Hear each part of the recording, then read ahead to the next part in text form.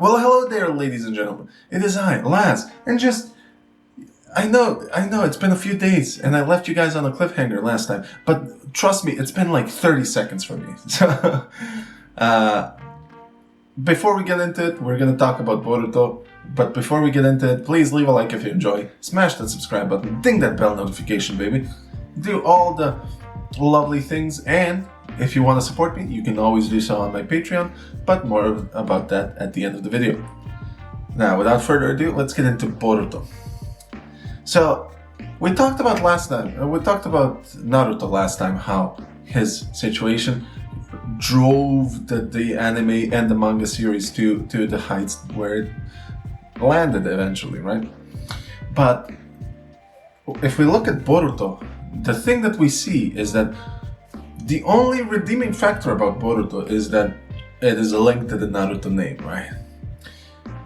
Boruto, unlike Naruto, doesn't have a nine-tailed fox inside of him. He's not shunned, he is the son of the Hokage, so he is anything but shunned. The reason why he's being a prick, the reason why he's acting like Naruto, they explain it like he's the son of Naruto, so he's gonna act like Naruto. But Naruto is not in himself prickish or malicious or acts like that because he wants to. It's because he's striving for attention, right? And because, not because his genetics say that he should act like that, it's because he was taught during his childhood that that's the only way to get somebody's attention, right? But Boruto is different.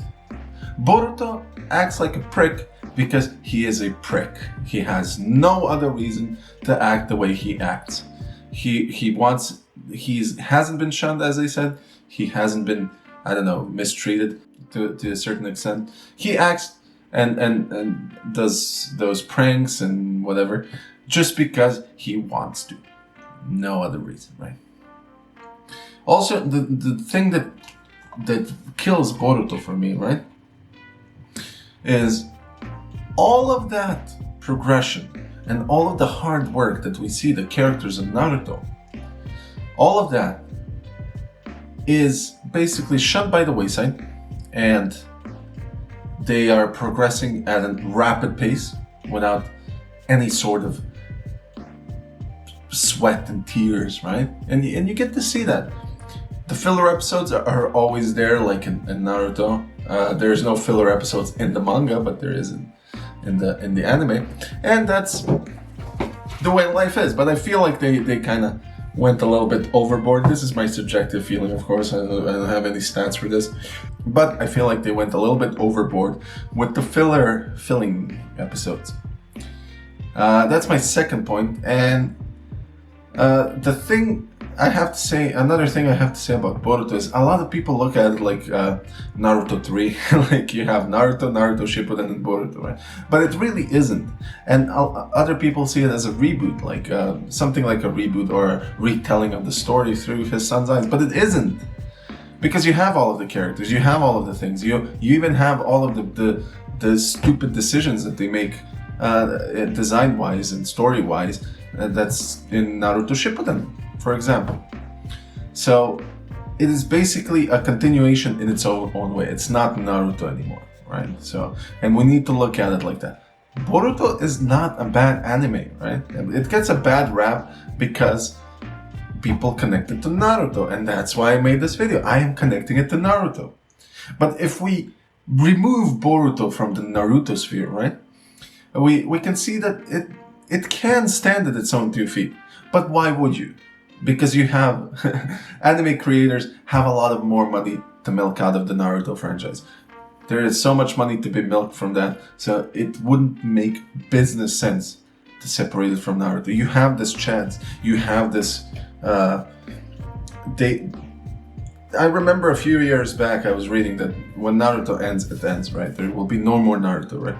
And I felt betrayed when they made Boruto because I felt like it's a cop-out just to milk more money, which it is. It is. But at the same time, it's not a lazy milk money thing like the Disney Star Wars movies, right? or the Assassin's Creed when they put it out every year. Those were lazy attempts at milking money. This, you can still see the effort put into it, but the ultimate goal is milking money, right? So I don't have anything. I don't really feel bad about Boruto. I have no ill intent or ill words to say about Boruto as an anime, but I would say in the comparison between Naruto Uzumaki and Boruto, there's no comparison.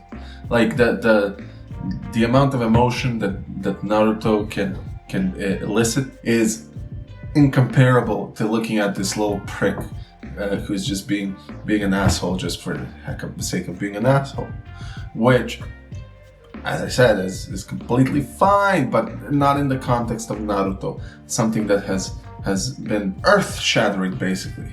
It wasn't revolutionary, no, not by any means, but there were moments where it would just, you would just like a full-grown red-blooded male feel just tears streaking down your cheeks because there's some very emotional elements to it. Whereas I watch Boruto and I feel nothing. I feel nothing. I feel like it's interesting. I do feel entertained, but it doesn't elicit that emotional response like Naruto could. That's it for this. I hope I didn't ramble on for too long. Of course, more videos to come, like always. Leave a like if you enjoy. Smash that subscribe button. Ding that bell notification, baby. And if you want to support me on Patreon, like these fine people, you can go and do so. Plus you get some perks like watching my old cringe review videos if you're into that. Because, oh man, those things make me cringe so bad. Please don't watch them. That's it for me, guys. Thank you so much, and I'll see you next time.